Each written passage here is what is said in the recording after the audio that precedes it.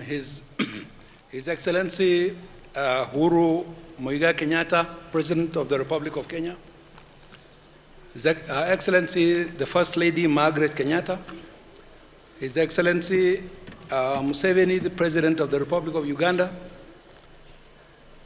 His Excellency Kagame, President of the Republic of Rwanda, His Excellency Salva Kiir, President of Sudan, South Sudan. We have former presidents here present with us, and we would like to acknowledge His Excellency Mkapa, former President of Tanzania. We'd also like to acknowledge former President Kikwete of Tanzania, and also we would like to acknowledge the Queen's representative, who is also here with us. Thank you very much.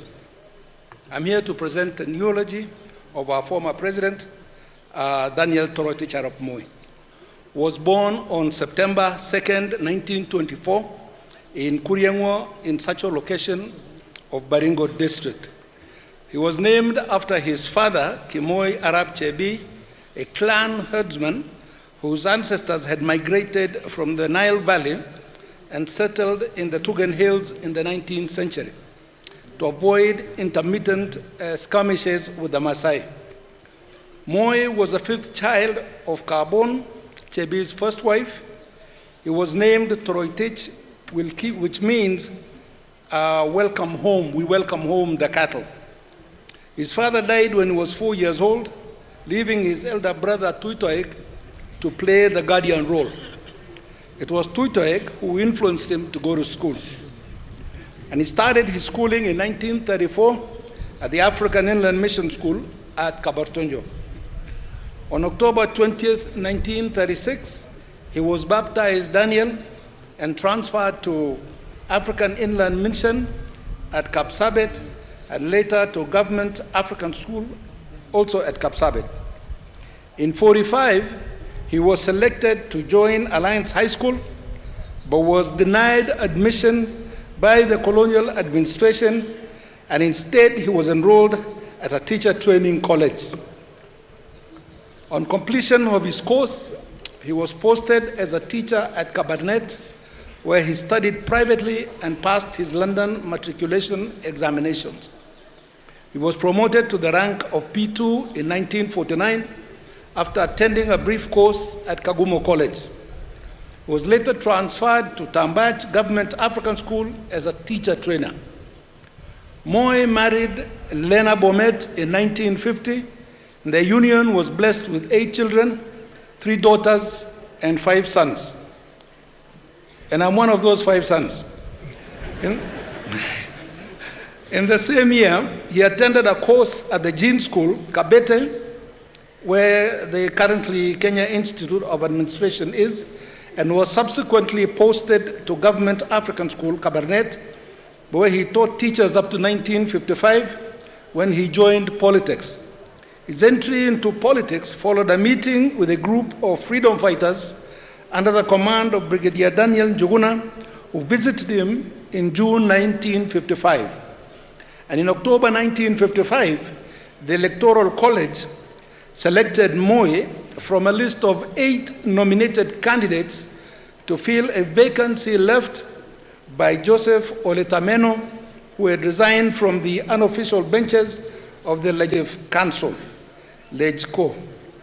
And as member of the LegCo, he moved a motion demanding that African teachers be allowed to form their own association. This led to the formation and registration of the Kenya National Union of Teachers in 1957. He worked alongside other leaders like Eliud Mathu, Ronald Ngala, and Masinde Muliro in agitating for the release of Jomo Kenyatta from prison and greater African representation in the LegCo.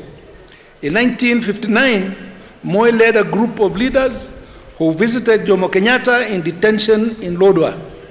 He was also among the Kenyan delegation under the auspices of KADU, who attended the London Constitutional Talks of June 1960. In 1961, Moi was appointed parliamentary secretary, in the Ministry of Education and later served in the Ministries of Education and Local Government. He served as Minister for Local Government, age 37, as All-Conference Chairman of KADU.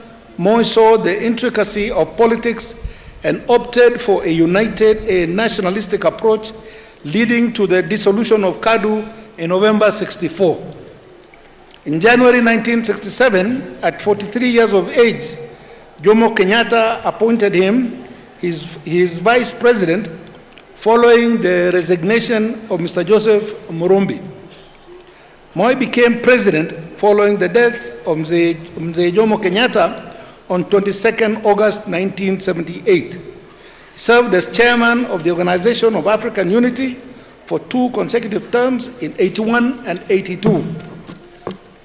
He was also involved in mediations between various conflicting sides in Uganda, in Congo, in Somalia, in Chad, Sudan, Mozambique, Eritrea/Ethiopia, Rwanda, and Burundi, among others.